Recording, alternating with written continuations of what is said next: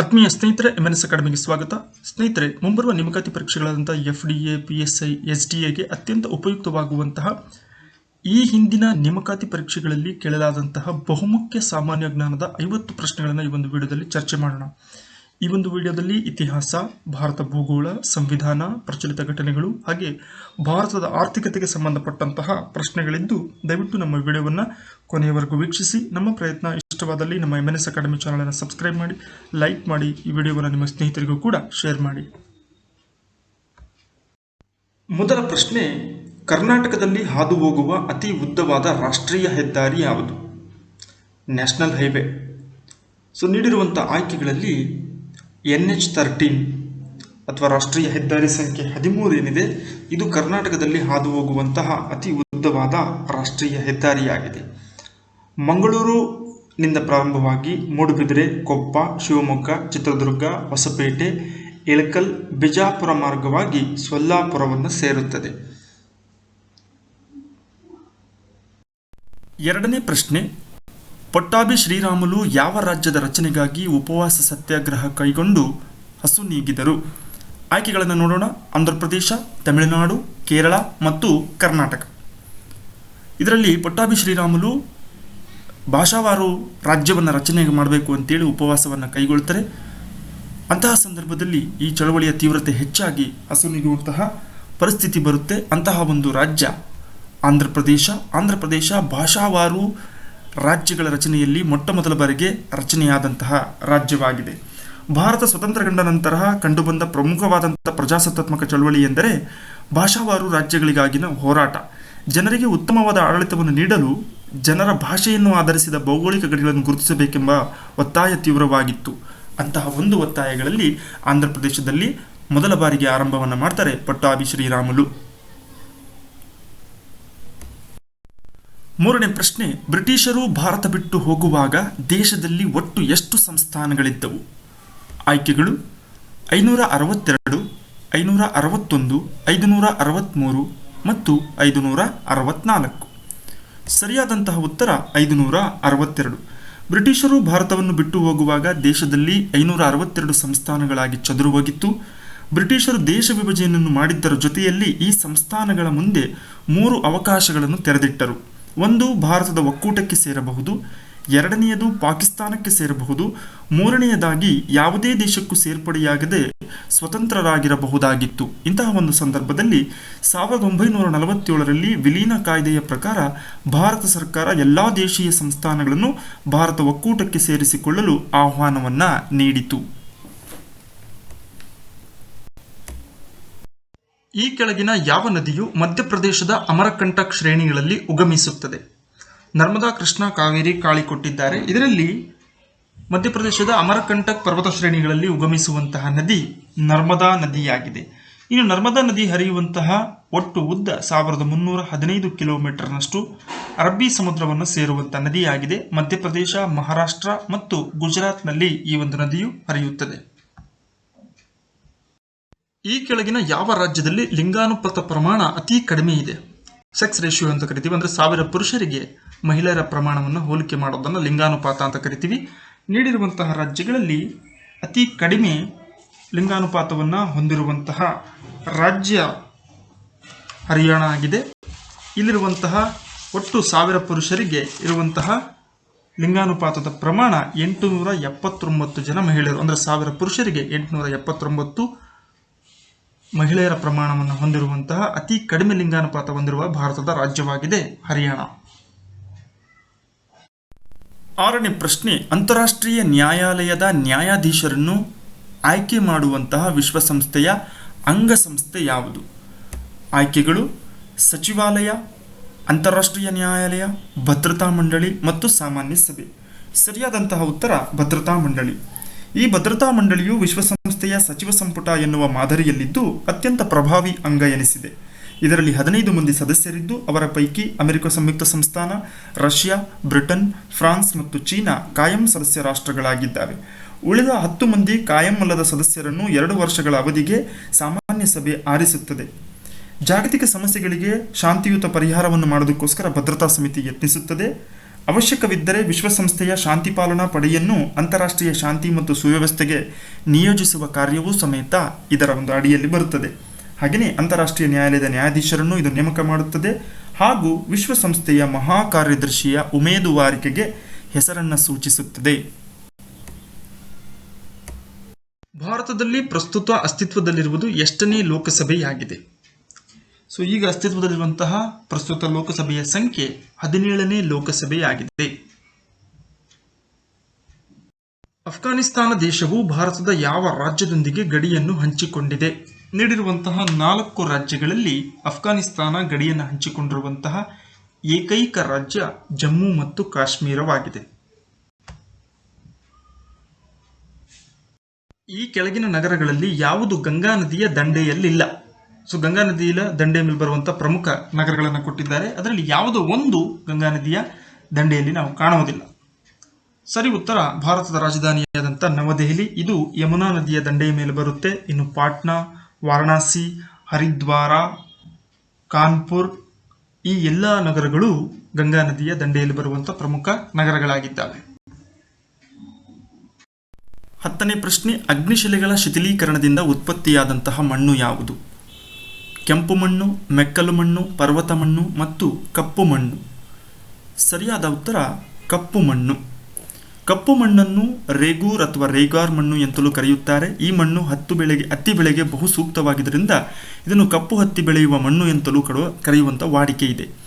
ಇದು ಭಾರತದಲ್ಲಿ ಸುಮಾರು 5.46 ಲಕ್ಷ ಚದುರ ಕಿಲೋಮೀಟರ್ ಪ್ರದೇಶದಲ್ಲಿ ವ್ಯಾಪಿಸಿದ್ದು ಕಪ್ಪು ಮಣ್ಣಿನ ಪ್ರದೇಶವನ್ನು ಡೆಕ್ಕನ್ ಟ್ರ್ಯಾಪ್ ಎಂದಲೂ ಕರೆಯುತ್ತಾರೆ.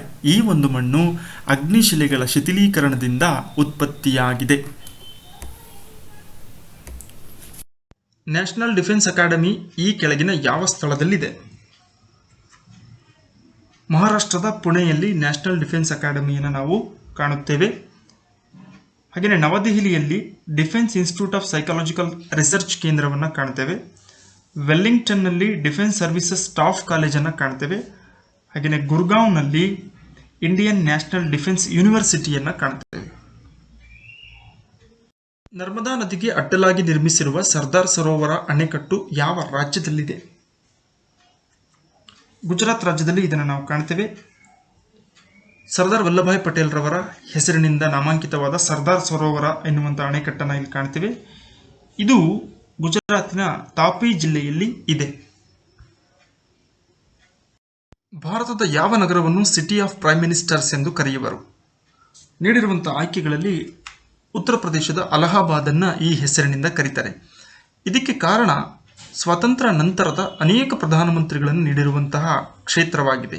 ಜವಾಹರ್ಲಾಲ್ ನೆಹರು, ಲಾಲ್ ಬಹದ್ದೂರ್ ಶಾಸ್ತ್ರಿ, ಇಂದಿರಾ ಗಾಂಧಿ, ರಾಜೀವ್ ಗಾಂಧಿ, ಗುಲ್ಜಾರಿಲಾಲ್ ನಂದಾ, VP ಸಿಂಗ್ ಹಾಗೆಯೇ ಚಂದ್ರಶೇಖರ್ ಇವರೆಲ್ಲರೂ ಸಮೇತ ಅಲಹಾಬಾದ್ ನಗರವನ್ನು ಪ್ರತಿನಿಧಿಸುವಂಥ ವ್ಯಕ್ತಿಗಳಾಗಿದ್ದರು. ಆದ್ದರಿಂದ ಭಾರತದ ಈ ನಗರವನ್ನು ಸಿಟಿ ಆಫ್ ಪ್ರೈಮ್ ಮಿನಿಸ್ಟರ್ಸ್ ಎಂದು ಕರೆಯುವರು. ಆಗಾ ಖಾನ್ ಕಪ್ ಎಂಬುದು ಯಾವ ಕ್ರೀಡೆಗೆ ಸಂಬಂಧಿಸಿದೆ? ಹಾಕಿ, ಕ್ರಿಕೆಟ್, ಪೋಲೋ, ಬಾಸ್ಕೆಟ್ಬಾಲ್. ಇದು ಹಾಕಿಗೆ ಸಂಬಂಧಪಟ್ಟಂತಹ ಪ್ರಮುಖವಾದಂತಹ ಟ್ರೋಫಿಯಾಗಿದೆ. ಎಂಟಿಮಾಲಜಿ ಎಂಬ ವೈಜ್ಞಾನಿಕ ಶಾಸ್ತ್ರವು ಯಾವುದಕ್ಕೆ ಸಂಬಂಧಿಸಿದೆ? ಇದು ಕೀಟಗಳ ಅಧ್ಯಯನಕ್ಕೆ ಸಂಬಂಧಪಟ್ಟಂತಹ ಶಾಸ್ತ್ರವನ್ನು ಎಂಟಿಮಾಲಜಿ ಅಂತ ಕರಿತೀವಿ. ಪ್ರಾಣಿಶಾಸ್ತ್ರದ ವಿಭಾಗವಾಗಿದ್ದು ಇಲ್ಲಿ ಕೀಟಗಳ ಬಗ್ಗೆ ಅಧ್ಯಯನವನ್ನು ನಡೆಸಲಾಗುತ್ತೆ ಎಂಟಿಮಾಲಜಿ ಎಂಬ ಶಾಸ್ತ್ರದಲ್ಲಿ. ಈ ಕೆಳಗಿನ ಯಾವ ಕ್ಷೇತ್ರದ ಸಾಧಕರಿಗೆ ನೊಬೆಲ್ ಬಹುಮಾನ ನೀಡುವರು? ಇಲ್ಲಿ ಆಯ್ಕೆಗಳನ್ನು ಕೊಟ್ಟಿದ್ದಾರೆ. ಭೌತಶಾಸ್ತ್ರ ಮತ್ತು ರಸಾಯನಶಾಸ್ತ್ರ, ಔಷಧಶಾಸ್ತ್ರ, ಸಾಹಿತ್ಯ, ಅರ್ಥಶಾಸ್ತ್ರ ಮತ್ತು ಶಾಂತಿ, ಮೇಲಿನ ಎಲ್ಲವು. ಸೊ ನೊಬೆಲ್ ಬಹುಮಾನ ನೀಡುವಂತಹ ಕ್ಷೇತ್ರಗಳನ್ನು ನೋಡೋದಾದರೆ ಮೇಲಿನ ಎಲ್ಲವು ಅಂದರೆ ಭೌತಶಾಸ್ತ್ರಕ್ಕೂ, ರಸಾಯನಶಾಸ್ತ್ರ ಸಂಶೋಧನೆ, ಔಷಧಿಶಾಸ್ತ್ರ, ಸಾಹಿತ್ಯ, ಅರ್ಥಶಾಸ್ತ್ರ ಮತ್ತು ಶಾಂತಿ 6 ವಿಭಾಗಗಳಲ್ಲಿ ನೊಬೆಲ್ ಬಹುಮಾನವನ್ನು ನೀಡುವಂತಹ ಪರಿಪಾಠ ಇದೆ. 1976ರಲ್ಲಿ ಸ್ವರ್ಣಸಿಂಗ್ ಸಮಿತಿಯ ಶಿಫಾರಸ್ಸಿನ ಅನ್ವಯ 42ನೇ ತಿದ್ದುಪಡಿಯ ಮೂಲಕ ಸಂವಿಧಾನದಲ್ಲಿ ಮೂಲಭೂತ ಕರ್ತವ್ಯಗಳನ್ನು ಸೇರ್ಪಡೆ ಮಾಡಲಾಯಿತು. ಈ ಅಂಶಗಳನ್ನು ಯಾವ ದೇಶದ ಸಂವಿಧಾನದಿಂದ ಪ್ರೇರಣೆಯಿಂದ ಪಡೆಯಲಾಗಿದೆ? ಮೂಲಭೂತ ಕರ್ತವ್ಯಗಳೇನಿದ್ದಾವೆ ಇವುಗಳನ್ನು ನಾವು ರಷ್ಯಾ ದೇಶದ ಸಂವಿಧಾನದಿಂದ ಎರವಲಾಗಿ ಪಡೆದಿದ್ದಾರೆ. ಕಾರ್ಗಿಲ್ ವಿಜಯ್ ದಿವಸವನ್ನು ಯಾವಾಗ ಆಚರಿಸುವರು? July 26, June 26, August 26, September 26. ಸರಿಯಾದಂಥ ಉತ್ತರ ಜುಲೈ 26ರಂದು ಕಾರ್ಗಿಲ್ ವಿಜಯ್ ದಿವಸನ್ನು ಆಚರಿಸುವರು. 1999ರಲ್ಲಿ ಭಾರತವು ಪಾಕಿಸ್ತಾನದಲ್ಲಿ ಕಾರ್ಗಿಲ್ ಗಡಿಯಲ್ಲಿ ವಿಜಯವನ್ನು ಸಾಧಿಸಿದಂತಹ ದಿನದ ನೆನಪಿಗಾಗಿ ಜುಲೈ 26ನ ಕಾರ್ಗಿಲ್ ವಿಜಯ್ ದಿವಸ್ ಎಂದು ಆಚರಿಸುವರು. ಯಾವ ಭಾರತೀಯ ಭಾಷೆಗೆ ಮೊದಲ ಬಾರಿಗೆ ಶಾಸ್ತ್ರೀಯ ಸ್ಥಾನಮಾನ ದೊರೆತಿದೆ? ಮಲಯಾಳಂ, ತಮಿಳು, ತೆಲುಗು ಮತ್ತು ಕನ್ನಡ. ಇದರಲ್ಲಿ ಮೊಟ್ಟಮೊದಲ ಬಾರಿಗೆ ಶಾಸ್ತ್ರೀಯ ಸ್ಥಾನಮಾನ ದೊರೆತಂತಹ ಭಾಷೆ ತಮಿಳು ಭಾಷೆಯಾಗಿದೆ. ಹರ್ಷನಿಗಿಂತ ಇಮ್ಮಡಿ ಪುಲಿಕೇಶಿಯ ಸೇನಾ ಸಾಮರ್ಥ್ಯ ಬಲಿಷ್ಠವಾಗಿತ್ತು ಎಂಬ ಪುರಾವೆಗಳು ಈ ಕೆಳಗಿನ ಯಾವುದರಲ್ಲಿ ದೊರೆತಿದೆ? ಐಹೊಳೆ ಶಾಸನ ಮತ್ತು ಚೀನಿಯರ ವೃತ್ತಾಂತಗಳು. ಇದರಲ್ಲಿ ಬಹುಮುಖ್ಯವಾಗಿ ಯುನೆತ್ಸಾಂಗ್ನ ಸಿಯುಕಿ ಚೀನಿಯರ ವೃತ್ತಾಂತಗಳು ಹಾಗೆಯೇ ಐಹೊಳೆ ಶಾಸನ ಏನಿದೆ, ಈ ಎರಡರಿಂದ ನಮಗೆ ಹರ್ಷನನ್ನ ಇಮ್ಮಡಿ ಪುಲಿಕೇಶಿ ಸೋಲಿಸಿದ ಮತ್ತು ಅವನ ಸೇನಾ ಸಾಮರ್ಥ್ಯದ ಬಗ್ಗೆ ಮಾಹಿತಿ ದೊರೆಯುವಂಥ ಬಹುಮುಖ್ಯ ಆಧಾರಗಳಾಗಿದ್ದಾವೆ. 2019ರ ನೊಬೆಲ್ ಪ್ರಶಸ್ತಿ ಪಡೆದ ಇಥಿಯೋಪಿಯಾದ ಪ್ರಧಾನಿ ಯಾರು? ನೀಡಿರುವಂತಹ ಆಯ್ಕೆಗಳಲ್ಲಿ ಅಬಿಯ್ ಅಹ್ಮದ್ ಎನ್ನುವಂಥವರು ಇಥಿಯೋಪಿಯಾದ ಪ್ರಧಾನಿಯಾಗಿದ್ದು, ಶಾಂತಿ ವಿಭಾಗದಲ್ಲಿ ನೀಡಲಾಗುವಂತಹ ನೊಬೆಲ್ ಪ್ರಶಸ್ತಿಯನ್ನು 2019ರಲ್ಲಿ ಇವರಿಗೆ ನೀಡಲಾಗಿದೆ. ಭಾರತದ ಮಧ್ಯಭಾಗದಲ್ಲಿ ಪಶ್ಚಿಮದಿಂದ ಪೂರ್ವಕ್ಕೆ ಹಾದು ಹೋಗುವ ಕರ್ಕಾಟಕ ಸಂಕ್ರಾಂತಿ ವೃತ್ತ ಎಷ್ಟು ರಾಜ್ಯಗಳ ಮೂಲಕ ಹಾದು ಹೋಗುತ್ತದೆ? 8 ರಾಜ್ಯಗಳು. ಗುಜರಾತ್ನಿಂದ ಆರಂಭವಾಗುತ್ತೆ ಪಶ್ಚಿಮದಲ್ಲಿ. ಗುಜರಾತ್, ರಾಜಸ್ಥಾನ್, ಮಧ್ಯಪ್ರದೇಶ್, ಛತ್ತೀಸ್ಗಢ, ಜಾರ್ಖಂಡ್, ಪಶ್ಚಿಮ ಬಂಗಾಳ, ತ್ರಿಪುರಾ ಮತ್ತು ಮಿಜೋರಾಂ. 23.5 ಕರ್ಕಾಟಕ ಸಂಕ್ರಾಂತಿ ವೃತ್ತವು ಭಾರತದ ಮಧ್ಯಭಾಗದಲ್ಲಿ ಹಾದು ಹೋಗುತ್ತದೆ. ಸೊ ಅದು ಹಾದು ಹೋಗುವಂತಹ ರಾಜ್ಯಗಳ ಸಂಖ್ಯೆ ಒಟ್ಟು 8. ಮಾಜಿ ರಾಷ್ಟ್ರಪತಿ ಅಬ್ದುಲ್ ಕಲಾಂ ರವರು ಗ್ರಾಮೀಣಾಭಿವೃದ್ಧಿಗಾಗಿ ರೂಪಿಸಿದಂತಹ ಕಾರ್ಯಕ್ರಮ ಯಾವುದು? ಆಯ್ಕೆಗಳು ಮನ್ನರೇಗಾ, PMSY, ಪುರಾ ಮತ್ತು SGSY. ಸರಿಯಾದಂತಹ ಉತ್ತರ ಪುರಾ ಆಗಿದೆ. ಇದರ ಪೂರ್ಣ ವ್ಯಾಪ್ತಿಯನ್ನು ನೋಡೋದಾದರೆ providing urban amenities in rural areas ಎಂಬುದಾಗಿದೆ. ಇದು APJ ಅಬ್ದುಲ್ ಕಲಾಂ ರವರು ರಾಷ್ಟ್ರಪತಿಯಾಗಿದ್ದಾಗ ಅವರ ಒಂದು ಕನಸಿನ ಯೋಜನೆಯಾಗಿದೆ. ಗ್ರಾಮೀಣ ಪ್ರದೇಶಗಳಿಗೆ ನಗರದ ಸೌಲಭ್ಯಗಳನ್ನು ಒದಗಿಸುವುದು. ಹಾಗಾಗಿ ಇದು ಗ್ರಾಮೀಣಾಭಿವೃದ್ಧಿಗಾಗಿ ರೂಪಿಸಿದಂತಹ ಅತ್ಯುತ್ತಮವಾದ ಒಂದು ಕಾರ್ಯಕ್ರಮವಾಗಿದೆ. ನಮ್ಮ ರಾಷ್ಟ್ರಧ್ವಜವನ್ನು ಯಾವಾಗ ಅಂಗೀಕರಿಸಲಾಯಿತು? ಇದಕ್ಕೆ ಸರಿಯಾದ ಉತ್ತರ ಜುಲೈ 22, 1947ರಂದು ಸಂವಿಧಾನ ರಚನಾ ಸಭೆಯಲ್ಲಿ ಭಾರತದ ರಾಷ್ಟ್ರಧ್ವಜವನ್ನು ಅಂಗೀಕಾರ ಮಾಡಲಾಯಿತು. ಇನ್ನು ರಾಷ್ಟ್ರಧ್ವಜದಲ್ಲಿ 3 ಬಣ್ಣಗಳನ್ನು ಕಾಣ್ತೇವೆ: ಕೇಸರಿ, ಬಿಳಿ, ಹಸಿರು. ಮಧ್ಯದಲ್ಲಿ ಅಶೋಕ ಚಕ್ರವನ್ನು ನಾವು ಕಾಣಬಹುದು. ರಾಷ್ಟ್ರ ಲಾಂಛನದಲ್ಲಿರುವಂತಹ ಸತ್ಯಮೇವ ಜಯತೆ ಎಂಬ ವಾಕ್ಯವು ಯಾವ ಲಿಪಿಯಲ್ಲಿದೆ? ದ್ರಾವಿಡ, ದೇವನಾಗರಿ, ಕುರೋಷ್ಟಿ ಮತ್ತು ಬ್ರಾಹ್ಮಿ. ಸರಿಯಾದ ಉತ್ತರ ದೇವನಾಗರಿ ಲಿಪಿಯಲ್ಲಿ ಕಾಣ್ತೀವಿ. ನಮ್ಮ ರಾಷ್ಟ್ರ ಲಾಂಛನದಲ್ಲಿ ಸತ್ಯಮೇವ ಜಯತೆ ಎಂಬ ವಾಕ್ಯ ಇದ್ದು ಇದನ್ನ ಮಂಡೂಕ ಉಪನಿಷತ್ನಿಂದ ಆಯ್ದುಕೊಳ್ಳಲಾಗಿದೆ. ಇದರ ಒಂದು ರಚನಾ ಲಿಪಿ ಏನಿದೆ ದೇವನಾಗರಿ ಲಿಪಿ. ಆಂಧ್ರ ಪ್ರದೇಶ ರಾಜ್ಯ ವಿಭಜನೆಯಾಗಿ ತೆಲಂಗಾಣ ರಾಜ್ಯ ಅಸ್ತಿತ್ವಕ್ಕೆ ಬಂದಂತ ವರ್ಷ ಯಾವುದು? 2014ರಲ್ಲಿ ಆಂಧ್ರ ಪ್ರದೇಶವನ್ನು ವಿಭಜನೆ ಮಾಡಿ ತೆಲಂಗಾಣ ಎಂಬ ಹೊಸ ರಾಜ್ಯವನ್ನು ಅಸ್ತಿತ್ವಕ್ಕೆ ತರಲಾಯಿತು. ಇದರ ರಾಜಧಾನಿ ಹೈದರಾಬಾದ್ ಆಗಿದ್ದು ಒಟ್ಟು 33 ಜಿಲ್ಲೆಗಳನ್ನು ಹೊಂದಿದೆ. ಇದರ ಒಂದು ಜನಸಾಂದ್ರತೆ 310 ಜನರು ಪರ್ ಚದರ ಕಿಲೋಮೀಟರ್ಗೆ. ಸಾಕ್ಷರತಾ ಪ್ರಮಾಣ 67.22ರಷ್ಟಿದ್ದು ಲೋಕಸಭಾ ಸೀಟ್ಗಳು 17, ಹಾಗೆಯೇ ವಿಧಾನಸಭಾ ಕ್ಷೇತ್ರಗಳ ಸಂಖ್ಯೆ 120 ಆಗಿದೆ. ನೆಕ್ಸ್ಟ್ ಕ್ವಶನ್, ಭಾರತವು ಉತ್ಪಾದಿಸುತ್ತಿರುವ ವಿದ್ಯುತ್ತಿನ ಮೂಲಗಳಲ್ಲಿ 2ನೇ ಸ್ಥಾನದಲ್ಲಿರುವಂತಹ ಕ್ಷೇತ್ರ ಯಾವುದು? ಅಂದರೆ ಯಾವ ಕ್ಷೇತ್ರದ ಮೂಲಕ ಹೆಚ್ಚಿನ ವಿದ್ಯುತ್ತನ್ನು ಉತ್ಪಾದನೆ ಮಾಡ್ತಾರೆ ಆ ಒಂದು ಕ್ಷೇತ್ರಗಳಲ್ಲಿ 2ನೇ ಸ್ಥಾನದಲ್ಲಿರುವಂತಹ ಕ್ಷೇತ್ರ ಯಾವುದು? ಆಯ್ಕೆಗಳು ಪವನ ವಿದ್ಯುತ್, ಶಾಖೋತ್ಪನ್ನ ವಿದ್ಯುತ್, ಹಾಗೆ ಜಲವಿದ್ಯುತ್ ಮತ್ತು ಅಣು ವಿದ್ಯುತ್. ಇವುಗಳಲ್ಲಿ ಯಾವ ರೂಪದ ಮೂಲಕ ನಾವು 2ನೇ ಸ್ಥಾನದಲ್ಲಿ ವಿದ್ಯುತ್ತನ್ನು ಉತ್ಪಾದನೆ ಮಾಡುವಂತಹ ಪ್ರಕ್ರಿಯೆಯಲ್ಲಿದ್ದೇವೆ? ಸರಿಯಾದಂತಹ ಉತ್ತರ ಜಲವಿದ್ಯುತ್. ಭಾರತವು ಉತ್ಪಾದಿಸುತ್ತಿರುವಂತಹ ವಿದ್ಯುತ್ ಮೂಲಗಳಲ್ಲಿ ಜಲವಿದ್ಯುತ್ ಎರಡನೇ ಸ್ಥಾನವನ್ನು ಹೊಂದಿದ್ದು, ಇದು ದೇಶವು 2011 ಪ್ರಕಾರ ಉತ್ಪಾದಿಸುತ್ತಿರುವಂತಹ ಒಟ್ಟು ವಿದ್ಯುತ್ತಿನ 13.9% ಹೊಂದಿದೆ. ಹೀಗಾಗಿ ಹೆಚ್ಚಿನ ಪ್ರಮಾಣದಲ್ಲಿ ನಾವು ಶಾಖೋತ್ಪನ್ನ ಮಾರ್ಗದ ಮೂಲಕ ಅಂದರೆ ಕಲ್ಲಿದ್ದಲನ್ನು ಉರಿಸುವಿಕೆಯ ಮೂಲಕ ಹೆಚ್ಚಿನ ವಿದ್ಯುತ್ತನ್ನು ಉತ್ಪಾದನೆ ಮಾಡಿದರೆ ಜಲವಿದ್ಯುತ್ತಿನಿಂದ ಎರಡನೇ ಸ್ಥಾನದಲ್ಲಿ ಕಾಣಬಹುದು. ಜನಸಂಖ್ಯೆಯ ಆಧಾರದ ಮೇಲೆ ಭಾರತದ ಮೂರನೇ ಅತಿ ದೊಡ್ಡ ರಾಜ್ಯ ಯಾವುದು? 4 ರಾಜ್ಯಗಳನ್ನು ಕೊಟ್ಟಿದ್ದಾರೆ. ಅದರಲ್ಲಿ ಬಿಹಾರ ಜನಸಂಖ್ಯೆಯ ಆಧಾರದ ಮೇಲೆ ಭಾರತದ ಮೂರನೇ ದೊಡ್ಡ ರಾಜ್ಯವಾಗಿದೆ.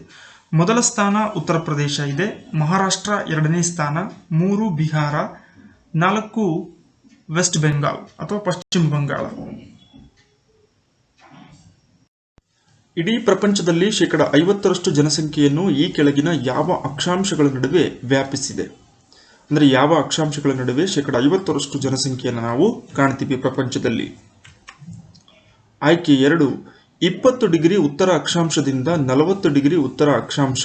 ಅಂದರೆ ಸಮಭಾಜಕ ವೃತ್ತದಿಂದ ಉತ್ತರಕ್ಕೆ ಚಲಿಸಿದಂತೆಲ್ಲ 20 ಡಿಗ್ರಿ ಉತ್ತರ ಅಕ್ಷಾಂಶ ಏನು ಸಿಗುತ್ತೆ ಅಲ್ಲಿಂದ 40 ಡಿಗ್ರಿ ಉತ್ತರ ಅಕ್ಷಾಂಶದವರೆಗೂ ಹೆಚ್ಚಿನದಾಗಿ ಭೂಪ್ರಧಾನ ಗೋಳವನ್ನೇ ಕಾಣ್ತೀವಿ. ಅನೇಕ ದೇಶಗಳು ಅಲ್ಲೇ ಬರ್ತವೆ. ಆ ಕಾರಣಕ್ಕೆ ಇಲ್ಲಿ ಇಡೀ ಪ್ರಪಂಚದ 50% ಜನಸಂಖ್ಯೆಯನ್ನು ಈ ಭಾಗದಲ್ಲೇ ವಾಸವಾಗಿರೋದನ್ನು ನಾವು ಕಾಣಬಹುದು. ಈ ಕೆಳಗಿನ ಯಾವ ದೇಶವು ಅತಿ ಹೆಚ್ಚು ಬುಡಕಟ್ಟು ಜನಾಂಗಗಳನ್ನು ಹೊಂದಿದೆ? 4 ದೇಶಗಳನ್ನು ಕೊಟ್ಟಿದ್ದಾರೆ. ಉಗಾಂಡ, ತಾಂಜೇನಿಯಾ, ದಕ್ಷಿಣ ಆಫ್ರಿಕಾ ಮತ್ತು ನೈಜೀರಿಯಾ.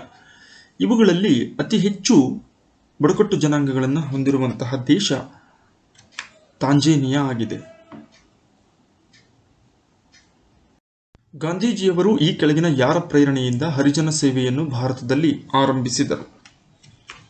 ಗುಜರಾತಿ ವೈಷ್ಣವ ಸಂತರು ಇವರ ಒಂದು ಪ್ರೇರಣೆಯಿಂದ ಮಹಾತ್ಮ ಗಾಂಧೀಜಿಯವರು ಹರಿಜನ ಸೇವಕ ಸಂಘವನ್ನು ಸ್ಥಾಪನೆ ಮಾಡುವುದರ ಮೂಲಕ ಅಸ್ಪೃಶ್ಯತೆಯ ವಿರುದ್ಧವಾಗಿ ಇಡೀ ದೇಶದಾದ್ಯಂತ ಹೋರಾಟವನ್ನು ಮಾಡೋದ್ರ ಮೂಲಕ ಆ ಜನರ ಉದ್ಧಾರಕ್ಕಾಗಿ ಅನೇಕ ಕಾರ್ಯಕ್ರಮಗಳನ್ನು ಮಾಡಿದರು. ಈ ಕೆಳಗಿನ ಯಾರನ್ನು ದೇಶಬಂಧು ಎಂದು ಕರೆಯುವರು? ಇದಕ್ಕೆ ಸರಿ ಉತ್ತರ ಚಿತ್ತರಂಜನ್ ದಾಸ್ ಅಥವಾ CR ದಾಸ್ ಅಂತ ಕರೀತಾರೆ. ಮೋತಿಲಾಲ್ ನೆಹರೂರವರ ಜೊತೆಯಲ್ಲಿ ಸ್ವರಾಜ್ ಪಕ್ಷವನ್ನು ಕಟ್ಟಲಿಕ್ಕೆ ತುಂಬಾ ಶ್ರಮಿಸಿದಂತಹ ವ್ಯಕ್ತಿಗಳಲ್ಲಿ CR ದಾಸ್ ಕೂಡ ಇವರನ್ನ ದೇಶಬಂಧು ಎಂದು ಕರೆಯುವರು.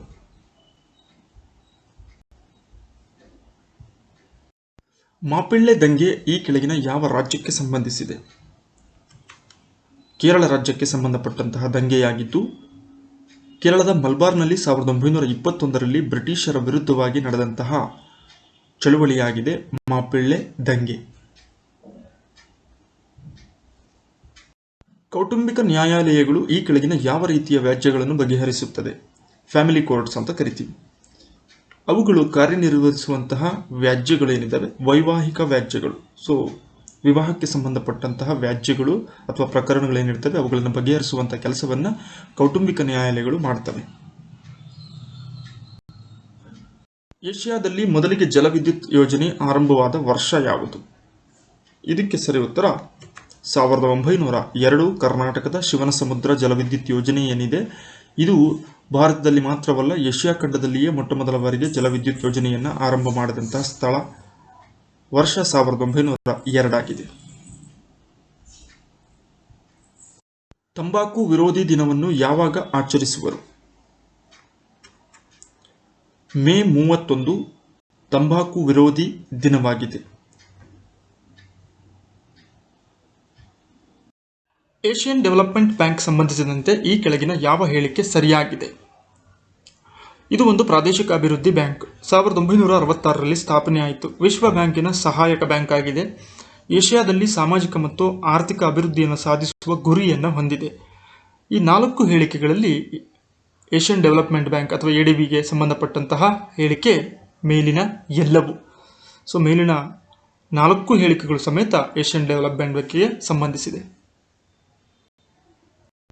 ನಬಾರ್ಡನ್ನು ಈ ಕೆಳಗಿನ ಯಾವ ಸಮಿತಿಯ ಶಿಫಾರಸ್ಸಿನಂತೆ ಸ್ಥಾಪನೆ ಮಾಡಲಾಯಿತು? ಇದಕ್ಕೆ ಸರಿಯಾದಂಥ ಉತ್ತರ ಶಿವರಾಮನ್ ಕಮಿಟಿ. 1982 ಜುಲೈ 12ರಂದು ಈ ಒಂದು ಬ್ಯಾಂಕನ್ನು ಸ್ಥಾಪನೆ ಮಾಡಲಾಯಿತು. National bank for agriculture and rural development ಅಂತ ಇದರ ಪೂರ್ಣ ವಿಸ್ತೃತ ರೂಪ.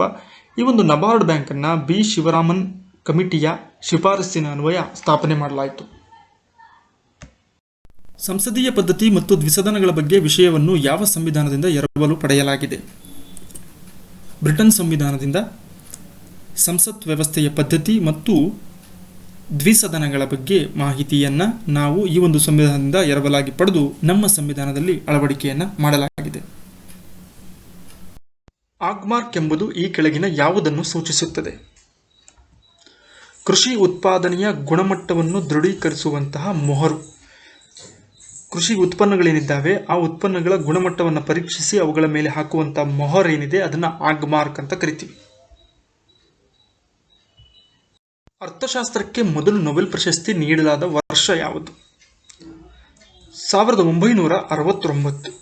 ರಾಗ್ನಾರ್ ಫ್ರಿಸ್ಟ್ ಮತ್ತು ಜಾನ್ ಟಿನ್ಬರ್ಗೆನ್ ಎನ್ನುವಂಥವರಿಗೆ 1969ರಲ್ಲಿ ಮೊಟ್ಟ ಮೊದಲ ಬಾರಿಗೆ ಅರ್ಥಶಾಸ್ತ್ರ ವಿಭಾಗದಲ್ಲಿ ನೊಬೆಲ್ ಪ್ರಶಸ್ತಿಯನ್ನು ನೀಡಲಾಯಿತು. ಭಾರತದ ಪ್ರಮಾಣಿತ ವೇಳೆಯನ್ನು ನಿರ್ಧರಿಸುವ ರೇಖಾಂಶ ಯಾವುದು? 22 ಡಿಗ್ರಿ ಪೂರ್ವ ರೇಖಾಂಶ. ಉತ್ತರ ಪ್ರದೇಶದ ಅಲಹಾಬಾದ್ ಮೇಲೆ ಹಾದು ಹೋಗಿರುವಂತಹ ಈ ಒಂದು ರೇಖಾಂಶವನ್ನು ಆಧಾರವಾಗಿಟ್ಟುಕೊಂಡು ಭಾರತದ ಪ್ರಮಾಣಿತ ವೇಳೆಯನ್ನು ನಿರ್ಧಾರ ಮಾಡಲಾಗಿದೆ. Indian standard time. ಇದು ಗ್ರೀನ್ವಿಚ್ ಮೀನ್ ಟೈಮ್ಗಿಂತ ಅಂದರೆ GMTಗಿಂತ 5.5 ತಾಸು ಮುಂದಿದೆ. ಸರಿಯಾಗಿ ಹೊಂದಿಸಿ. ಇಂಡಿಯನ್ ನ್ಯಾಷನಲ್ ಕಾಂಗ್ರೆಸ್ನ ಅಧಿವೇಶನಗಳು ನಡೆದಂಥ ವರ್ಷ ಮತ್ತು ಸ್ಥಳಗಳನ್ನು ಕೊಟ್ಟಿದ್ದಾರೆ. ಇವುಗಳ ಸರಿ ಹೊಂದಾಣಿಕೆಯನ್ನು ನೋಡೋಣ. 1885 ಅಂದರೆ ಮೊದಲ ಕಾಂಗ್ರೆಸ್ ಅಧಿವೇಶನ ಮುಂಬೈನಲ್ಲಿ ಜರುಗುತ್ತೆ. 1907 ಸೂರತ್ನಲ್ಲಿ, 1916 ಲಕ್ನೋದಲ್ಲಿ, 1920 ನಾಗ್ಪುರದಲ್ಲಿ ನಡೆದಿತ್ತು ಅಧಿವೇಶನ. ಮೊದಲ ಬಾರಿಗೆ ಯಾವ ರಾಜ್ಯವು ದತ್ತು ಮಕ್ಕಳಿಗೆ ಹಕ್ಕಿಲ್ಲ ಎಂಬ ಸಿದ್ಧಾಂತದ ಅಡಿಯಲ್ಲಿ ಬ್ರಿಟಿಷರ ಸ್ವಾಧೀನಕ್ಕೊಳಪಟ್ಟಿತು? ಮಹಾರಾಷ್ಟ್ರದ ಸತಾರಾ. 1848ರಲ್ಲಿ ಲಾರ್ಡ್ ಡಾಲ್ಹೌಸಿಯು ಭಾರತದಲ್ಲಿ ಜಾರಿಗೆ ತಂದಂತಹ ನೀತಿ ದತ್ತು ಮಕ್ಕಳಿಗೆ ರಾಜ್ಯವಾಳುವ ಹಕ್ಕಿಲ್ಲ. ಈ ಒಂದು ಸಿದ್ಧಾಂತದ ಪ್ರಕಾರ ಬ್ರಿಟಿಷರ ವಶವಾದಂತಹ ಮೊಟ್ಟ ಮೊದಲ ಸಂಸ್ಥಾನ ಸತಾರಾ. ಅದಾದ ನಂತರ ಜೈಪುರ್, ಸಂಬಲ್ಪುರ್, ಉದಯ್ಪುರ್, ಝಾನ್ಸಿ, ಮೈಸೂರು ಸಂಸ್ಥಾನಗಳು ಸಮೇತ ಇದರ ಅಡಿಯಲ್ಲೇ ಬ್ರಿಟಿಷರ ವಶವಾಗಿದ್ದವು. ಈ ಕೆಳಗಿನ ಯಾವ ಘಟನೆ ರವೀಂದ್ರನಾಥ್ ಟಾಗೋರ್ ತಮ್ಮ ನೈಟ್ಹುಡ್ ಬಿರುದು ಹಿಂತಿರುಗಿಸಲು ಕಾರಣವಾಯಿತು? ಇದಕ್ಕೆ ಬಹುಮುಖ್ಯ ಕಾರಣ ಜಲಿಯನ್ ವಾಲಾಬಾಗ್ ಹತ್ಯಾಕಾಂಡವನ್ನು ವಿರೋಧಿಸಿ ಬ್ರಿಟಿಷರು ನೀಡಿದ್ದಂತಹ ನೈಟ್ಹುಡ್ ಪದವಿಯನ್ನು ರವೀಂದ್ರನಾಥ್ ಟ್ಯಾಗೋರ್ ರವರು ಹಿಂತಿರುಗಿಸ್ತಾರೆ. ಅದರಂತೆ ಮಹಾತ್ಮ ಗಾಂಧೀಜಿಯವರು ಕೂಡ ಕೈಸರ್ ಹಿ ಹಿಂದ್ ಎಂಬುವಂಥ ಬಿರುದನ್ನು ಕೂಡ ಹಿಂತಿರುಗಿಸ್ತಾರೆ. ವೈದ್ಯನಾಥನ್ ವರದಿಯು ಯಾವುದಕ್ಕೆ ಸಂಬಂಧಿಸಿದೆ? ಇದು ಸಹಕಾರಿ ಕ್ಷೇತ್ರದ ಸುಧಾರಣೆಗೆ ಸಂಬಂಧಪಟ್ಟಂತೆ ವರದಿಯನ್ನು ನೀಡಲಿಕ್ಕೆ ವೈದ್ಯನಾಥನ್ ರವರ ನೇತೃತ್ವದಲ್ಲಿ ನೇಮಿಸಲಾದಂತಹ ಒಂದು ಸಮಿತಿಯಾಗಿದೆ. ಈ ಒಂದು ಸಮಿತಿಯು ಸಹಕಾರ ಸಂಘಗಳ ರಚನೆ, ಅವುಗಳ ಕಾರ್ಯವಿಧಾನಗಳ ಬಗ್ಗೆ ಅತ್ಯಂತ ಮಹತ್ವವಾದಂಥ ವರದಿಯನ್ನು ಸರ್ಕಾರಕ್ಕೆ ನೀಡಿತ್ತು. ವಿಜಯರವರ ಯಾವ ಕೃತಿಗೆ 2019ರಲ್ಲಿ ಕೇಂದ್ರ ಸಾಹಿತ್ಯ ಅಕಾಡೆಮಿ ಪ್ರಶಸ್ತಿ ದೊರೆತಿದೆ? ಆಯ್ಕೆ 4 ಕುದಿ ಹೆಸರು ಎನ್ನುವಂತಹ ಅವರ ಆತ್ಮಚರಿತ್ರೆಗೆ ಡಾಕ್ಟರ್ ವಿಜಯರವರಿಗೆ 2019ರ ಕೇಂದ್ರ ಸಾಹಿತ್ಯ ಅಕಾಡೆಮಿ ಪ್ರಶಸ್ತಿ ಕನ್ನಡ ವಿಭಾಗದಲ್ಲಿ ದೊರೆತಿದೆ. ಮುಂದಿನ ಪ್ರಶ್ನೆ, ನಕ್ಷತ್ರಾಕಾರದ ತಳವಿನ್ಯಾಸದ ದೇವಾಲಯಗಳನ್ನು ನಿರ್ಮಿಸಿದಂಥ ರಾಜವಂಶ ಯಾವುದು? ಆಯ್ಕೆ 2 ಹೊಯ್ಸಳ ವಂಶ. ಕಾಲಾವಧಿ ಕ್ರಿಸ್ತಶಕ 1000ರಿಂದ 1346ರವರೆಗೆ ಇವರು ದಕ್ಷಿಣ ಭಾರತದ ಅನೇಕ ಪ್ರದೇಶಗಳನ್ನು ಆಳಿದಂಥವರು. ಹೊಯ್ಸಳ ಸಾಮ್ರಾಜ್ಯದ ರಾಜಧಾನಿ ದ್ವಾರಸಮುದ್ರವಾಗಿತ್ತು. ಹಾಸನ ಜಿಲ್ಲೆಯಲ್ಲಿ ಇದು ಇದೆ. ಇವರು ಬಹುಮುಖ್ಯವಾಗಿ ತಮ್ಮ ದೇವಾಲಯಗಳನ್ನು ನಕ್ಷತ್ರಾಕಾರದ ತಳವಿನ್ಯಾಸ ಹಾಗೂ ಎತ್ತರವಾದ ಜಗಲಿಯ ಮೇಲೆ ಬಳಪದ ಕಲ್ಲುಗಳನ್ನು ಬಳಸಿ ನಿರ್ಮಾಣವನ್ನು ಮಾಡಿದ್ದರು. ಗಲ್ಫ್ ಕೋಆಪರೇಷನ್ ಕೌನ್ಸಿಲ್ ಈ ಒಕ್ಕೂಟವು ಯಾವ ರಾಷ್ಟ್ರಗಳ ಸಹಯೋಗದೊಂದಿಗೆ ಸ್ಥಾಪಿತವಾಯಿತು? ಇದಕ್ಕೆ ಸರಿ ಉತ್ತರ Bahrain, Oman, Qatar, Saudi Arabia, United Arab Emirates, Kuwait. ಈ ಗಲ್ಫ್ ಕಂಟ್ರೀಸ್ ಅಂತ ಏನು ಕರಿತೀವಿ, ಈ ಎಲ್ಲ ದೇಶಗಳು ಸೇರ್ಕೊಂಡು ಮಾಡಿರುವಂಥ ಒಕ್ಕೂಟವನ್ನು ಗಲ್ಫ್ ಕೋಆಪರೇಷನ್ ಕೌನ್ಸಿಲ್ ಅಂತ ಕರಿತೀವಿ. ಭಾರತದ ಬಾಹ್ಯಾಕಾಶ ನಗರ ಸ್ಪೇಸ್ ಸಿಟಿ ಎಂದು ಈ ಕೆಳಗಿನ ಯಾವ ಸ್ಥಳವನ್ನು ಕರೆಯುವರು? ಭೋಪಾಲ್, ಬೆಂಗಳೂರು, ಚೆನ್ನೈ, ಹೈದರಾಬಾದ್. ಬೆಂಗಳೂರನ್ನ ಭಾರತದ ಬಾಹ್ಯಾಕಾಶ ನಗರ ಅಂತ ಕರೀತಾರೆ. ಇದಕ್ಕೆ ಕಾರಣ ಬಾಹ್ಯಾಕಾಶ ಸಂಶೋಧನೆಗೆ ಸಂಬಂಧಪಟ್ಟಂತಹ ಭಾರತದ ಸಂಸ್ಥೆ ಇಸ್ರೋ ಏನಿದೆ ಅದರ ಕೇಂದ್ರ ಕಚೇರಿ ಬೆಂಗಳೂರಿನಲ್ಲಿ ನಾವು ಕಾಣಬಹುದು. ಇನ್ನು ಸಿಲಿಕಾನ್ ಸಿಟಿ ಅಂತಲೂ ಕೂಡ, ಗಾರ್ಡನ್ ಸಿಟಿ, ಎಲೆಕ್ಟ್ರಾನಿಕ್ ಸಿಟಿ ಎನ್ನುವಂತಹ ಇತರೆ ಹೆಸರುಗಳು ಸಮೇತ ಬೆಂಗಳೂರಿಗೆ ಇದೆ. ಸ್ನೇಹಿತರೆ, ಇದಾಗಿತ್ತು ಸಾಮಾನ್ಯ ಜ್ಞಾನಕ್ಕೆ ಸಂಬಂಧಪಟ್ಟ ಬಹುಮುಖ್ಯ ಪ್ರಶ್ನೆಗಳ ವಿಡಿಯೋ. ವಿ ಹೋಪ್ ದಟ್ ಈ ಒಂದು ವಿಡಿಯೋ ತಮಗೆ ಇಷ್ಟ ಆಗಿರಬಹುದು. ಈಗ ನಿಮಗಾಗಿ 2 ಪ್ರಶ್ನೆಗಳು, ಇವುಗಳ ಉತ್ತರವನ್ನು ಕಮೆಂಟ್ನಲ್ಲಿ ನೀಡಿ. ನೊಬೆಲ್ ಪ್ರಶಸ್ತಿ ಪಡೆದ ಮೊದಲ ಭಾರತೀಯ ಯಾರು? 2ನೇ ಪ್ರಶ್ನೆ, ಕರ್ನಾಟಕ ಏಕೀಕರಣವಾದಂಥ ವರ್ಷ ಯಾವುದು? ಮುಂದಿನ ಮತ್ತೊಂದು ಉಪಯುಕ್ತ ವಿಡಿಯೋದೊಂದಿಗೆ ತಮ್ಮನ್ನು ಭೇಟಿಯಾಗೋಣ. ಧನ್ಯವಾದಗಳು.